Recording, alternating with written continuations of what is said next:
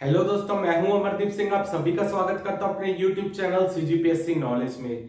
दोस्तों, जो हमारी आजीविका की वीडियो सीरीज चल रही थी उसमें हमने पिछली क्लास में जो है पशुधन से संबंधित पार्ट को कवर किया था कि पशु की जो संगणना हुई थी 2019 में उसके क्या आंकड़े हैं और पशुओं को खाने के लिए किस तरीके के चारे दिए जाते हैं, उनके पूरक पोषण आहार कैसा होता है, ये पार्ट हमने पिछली क्लास में कवर किया था। जहां हमने पिछली क्लास को एंड किया था वहीं से आज की क्लास को प्रारंभ करेंगे और जो पशुओं के पूरक पोषण आहार से संबंधित और क्या क्या उनको खाने के लिए दिया जाता है वो पार्ट हम आज की क्लास में कवर करेंगे। उसके बाद हम देखेंगे कि पशुधन की जो हिस्सेदारी है हमारी जीएसडीपी में कितनी है वो देखेंगे। और कुछ एक इंपॉर्टेंट फैक्ट है जो अभी वर्तमान में किसी पेपर में आया था वो भी मैं बताऊंगा, और जो आपका कुछ डाउट पूछे गए थे मेरे से वो भी पार्ट हम आज की क्लास में कवर करेंगे। तो अगर आपको ये वीडियो अच्छा लगे तो वीडियो को जरूर लाइक कीजिए, चैनल को सब्सक्राइब कीजिए और ज्यादा से ज्यादा वीडियो को शेयर कीजिए। तो चलिए चालू करते हैं हम आज की क्लास। और सबसे पहले कल जैसे कि मैंने बताया था पशुओं को हरा चारा दिया जाता है, फिर मैंने आपको बताया था सूखा चारा दिया जाता है। तो आज तीसरा है वो है दाना मिश्रण, यानी पशुओं को आहार के रूप में दाना मिश्रण भी दिया जाता है। दाना मिश्रण का मतलब यहाँ पर यह है कि दो तरीके के भोज्य पदार्थों को मिलाकर दिया जाना, दो या दो से अधिक भोज्य पदार्थ। अगर दो या दो से अधिक भोज्य पदार्थों को मिलाकर दिया जाता है तो उसे दाना मिश्रण बोलते हैं। तो दो या दो से अधिक भोज्य पदार्थ को मिलाकर देना, जैसे कि मक्का, गेहूं, बाजरा, जौ, ज्वार ऊर्जा के अच्छे स्रोत होते हैं। जैसे कि मक्का, गेहूं, बाजरा, जौ, ज्वार ये ऊर्जा के अच्छे स्रोत हैं।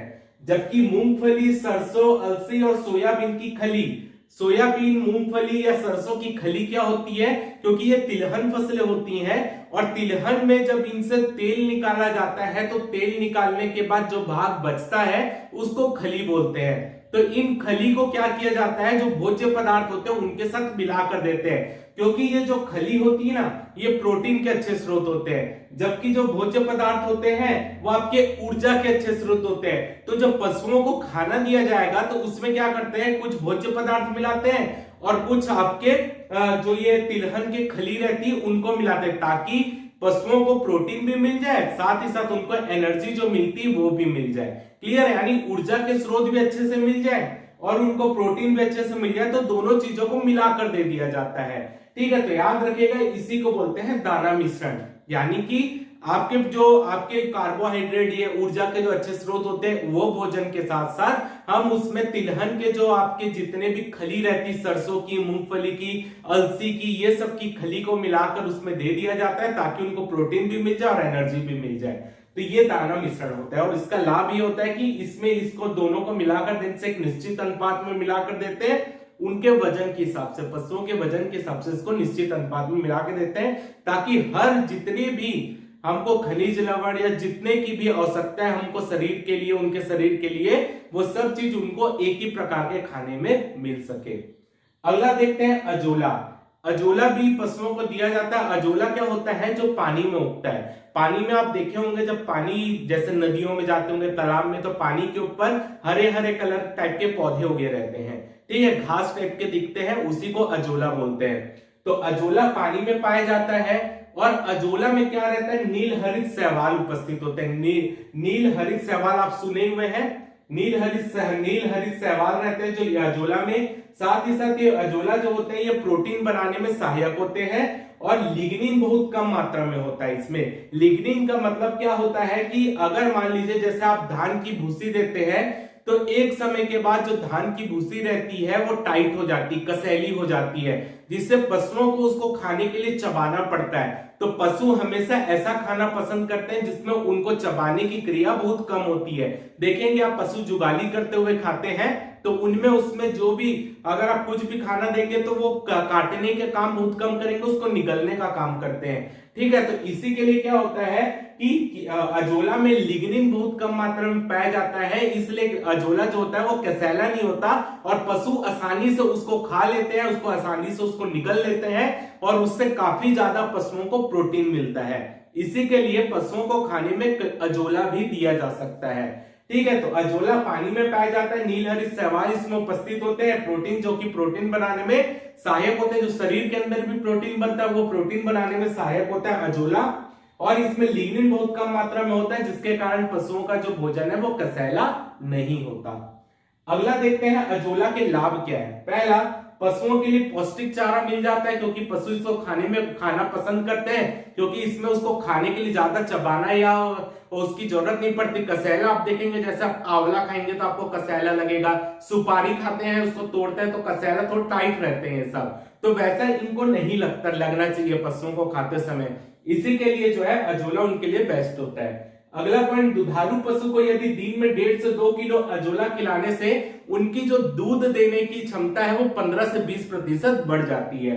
तो दुधारू पशु को 1.5 से 2 किलो अजोला खिलाने से 15 से 20% दूध देने की जो क्षमता है उनकी बढ़ जाती है। क्लियर है? तो अजोला भी इंपॉर्टेंट है, पेपर में आ सकता है। अगला देखते हैं पैरा का यूरिया उपचार। जैसे कि मैंने बताया, छत्तीसगढ़ में अधिकतर किस तरीके का दिया जाता है पशुओं को चारा, जो धान की भूसी रहती है। धान की भूसी क्या होती है? कसैली होती है, जैसे कि मैंने आपको पहले ही बताया।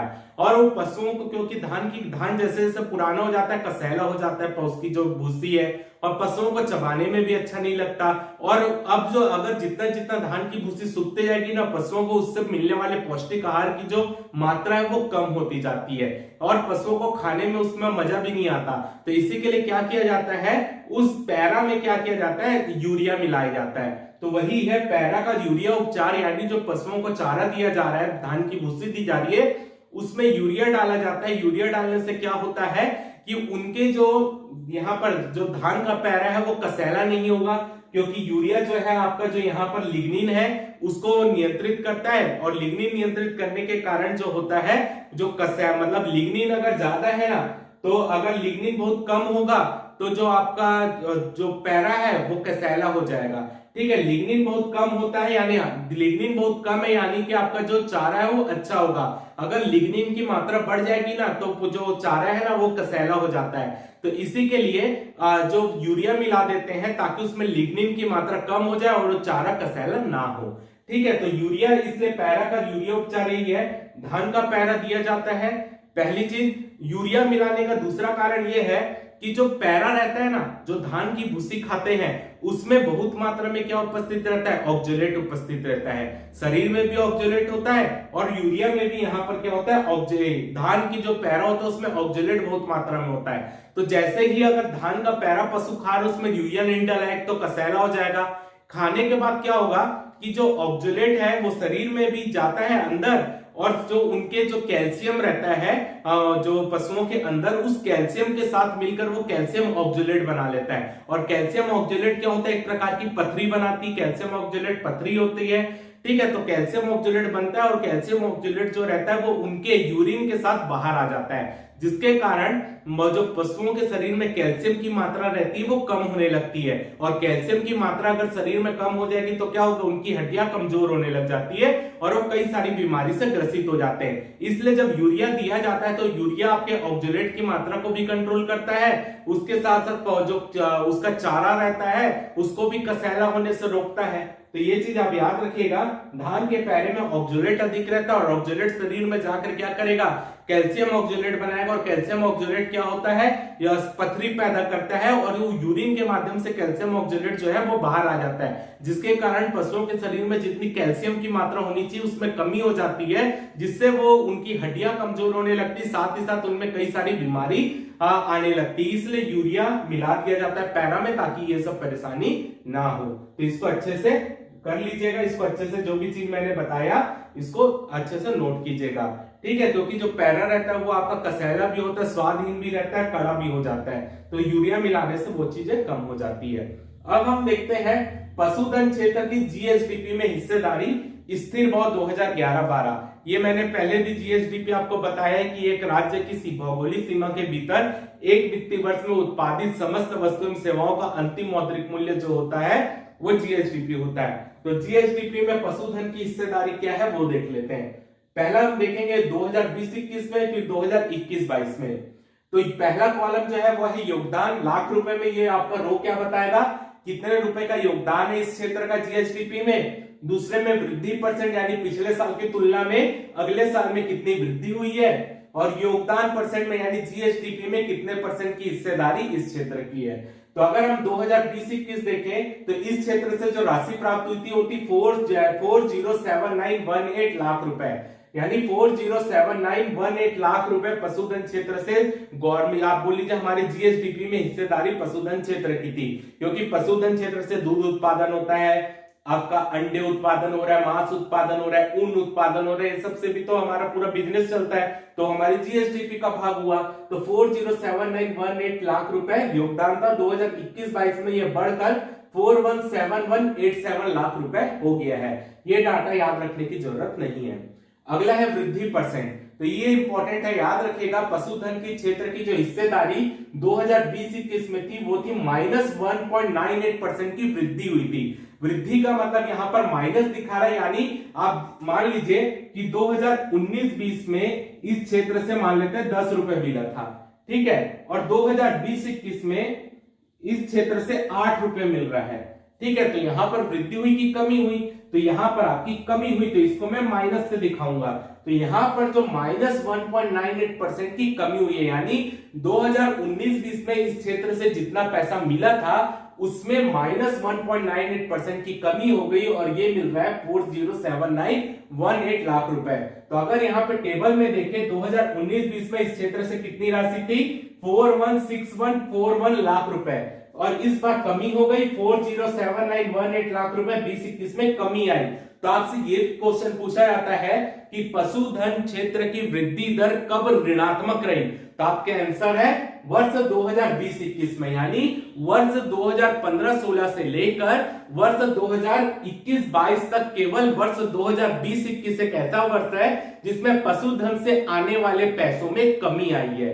क्लियर है? तो याद रखिएगा, अगर आपसे पूछा गया पशुधन क्षेत्र की वृद्धि दर किस वर्ष ऋणात्मक रही है, तो आपका आंसर है वर्ष 2020-21, और 2021-22 में ये कितना है? 2.27%, यानी आप देखिए 407918 था, अब बढ़कर ये 417187 लाख रुपए हो गया। तो कितने की वृद्धि हुई है? 2.27% की वृद्धि हुई है। ये डेटा याद रखना है। इसमें आपको ये याद रखना है ऋणात्मक कौन से साल में हुआ है? 2020-21 में। डेटा भले याद मत रखिए, सन याद रखिएगा, 2020-21 में ऋणात्मक हुआ था। अगला योगदान देखते हैं।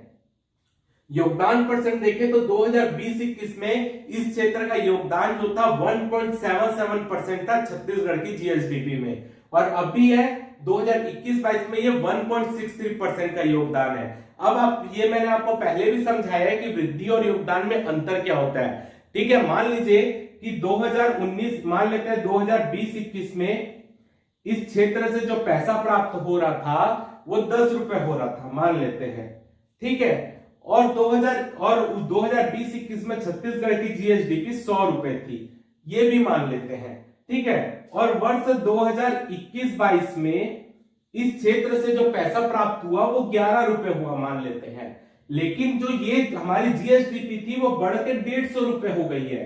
तो इसका मतलब यह हुआ कि इस क्षेत्र में तो वृद्धि आई है, इस क्षेत्र से आने वाले पैसे 10 से 11 रुपए यानी 1 रुपए इस क्षेत्र से ज्यादा आया, लेकिन बाकी जितने क्षेत्र थे उसमें कितने की वृद्धि हुई? 50 में एक वृद्धि इसको, यानी 49 रुपए अन्य क्षेत्रों में और बढ़ गए। तो इस क्षेत्र की हिस्सेदारी 2020-21 से 21-22 में 1 रुपए की बढ़ गई, लेकिन यहां पर क्या हुआ? बाकी क्षेत्र इसकी तुलना में ज्यादा बढ़ गए, जिसके कारण इसका जो टोटल परसेंट आया वो कम हो गया। क्लियर है? तो इस चीज को याद रखिएगा कि 2020-21 में इस क्षेत्र की हिस्सेदारी 1.77% की थी और 2021-22 में ये 1.63% की हो गई है। अगला देखते हैं पशुधन क्षेत्र की जीएसडीपी में हिस्सेदारी रुपए में, क्योंकि क्वेश्चन आपसे पूछा जाता है कि पशुधन की हिस्सेदारी बढ़ रही है, बढ़ने की प्रवृत्ति, घटने की प्रवृत्ति, उतार चढ़ाव वाली प्रवृत्ति क्या है वो देखते हैं। तो 2015-16 में इस क्षेत्र से जो राशि प्राप्त हुई थी वो थी 253157 लाख रुपए। 2016-17 में बढ़कर 284250 रुपए हो गई। 2017-18 में बढ़कर 313268 रुपए हो लाख रुपए हो गई। 18-19 में 380986 लाख रुपए हो गई। 19-20 में ये 416141 लाख रुपए हो गई। 20-21 में 407918 लाख रुपए हो गई और 2021-22 में ये 417187 लाख रुपए हुई। तो आप देखेंगे केवल एक वर्ष ऐसा है 20-21 जिसमें ये राशि में गिरावट आई है। ठीक है, तो अगर आपसे पूछा जाए वर्ष 2015-16 से 2021-22 तक इस क्षेत्र की प्रवृत्ति किस तरीके की रही है। तो देखिए यहां तक पूरा बढ़ रहा है, केवल यहां पर घट गया फिर बढ़ रहा है। तो ये प्रवृत्ति किस तरीके की रही है, उतार चढ़ाव वाली रही है। पहले लगातार ऊपर चढ़ा, फिर यहाँ पर गिराव आया, फिर ऊपर चढ़ रहा है। तो ये किस तरीके की प्रवृत्ति, ना तो बढ़ने की ना तो घटने की, ये बढ़ने घटने दोनों की प्रवृत्ति वाला है, क्योंकि यहां तक बढ़ा है फिर घटा है फिर बढ़ रहा है।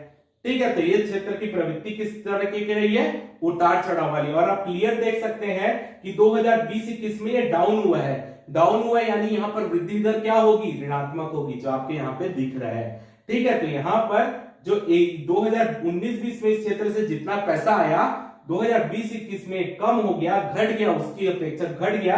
तो इसका मतलब ये है कि हमारी वृद्धि दर जो है वो यहाँ पर ऋणात्मक हो गई है, जो यहाँ पर दिखा रहा है। क्लियर है, तो ये है आपका पशुधन क्षेत्र का जीएसडीपी में हिस्सेदारी। अब कुछ कल के क्लास में जो वीडियो डाला था उसमें डाउट पूछा गया था कि सर पहली बार पशु संगणना कब हुई है। तो पहली बार पशु संगणना 1919 में हुई है। याद रखिएगा, पहली बार पशु संगणना 1919 में हुई है। 2019 वाली जो पशु संगणना थी ये 20वें नंबर की थी।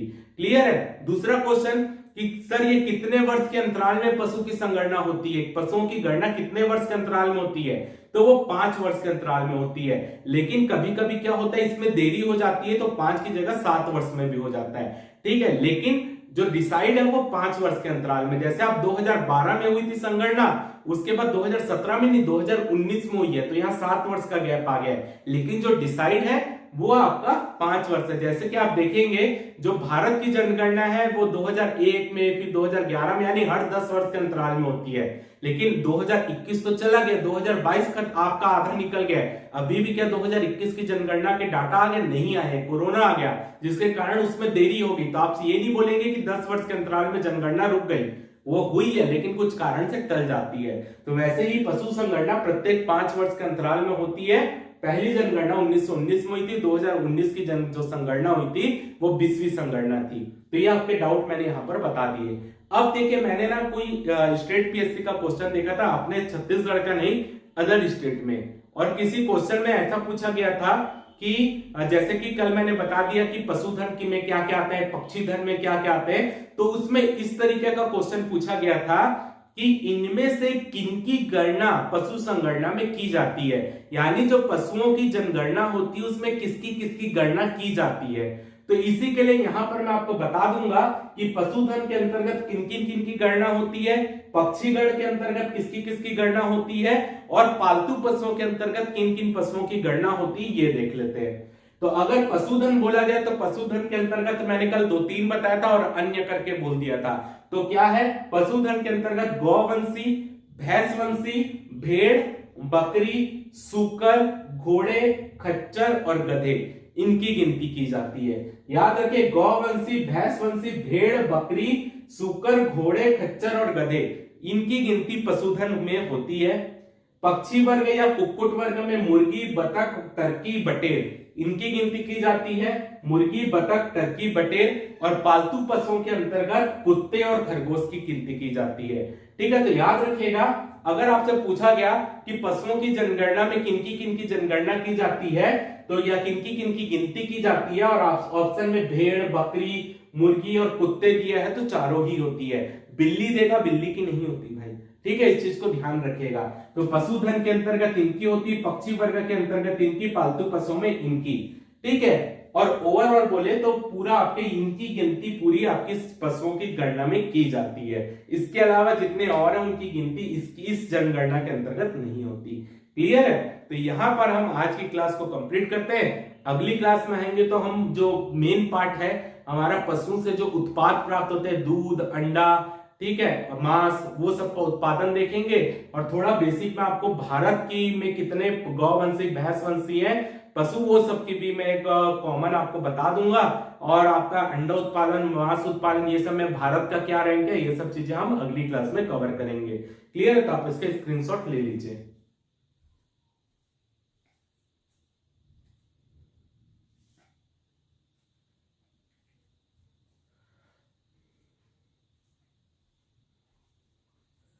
तो उम्मीद करता हूं कि आपको आज की क्लास अच्छी लगी होगी। अगर आपको वीडियो अच्छा लगा हो तो वीडियो को जरूर लाइक कीजिए, चैनल को सब्सक्राइब कीजिए, ज्यादा से ज्यादा वीडियो को शेयर कीजिए। फिलहाल के इस वीडियो में सिर्फ इतना ही।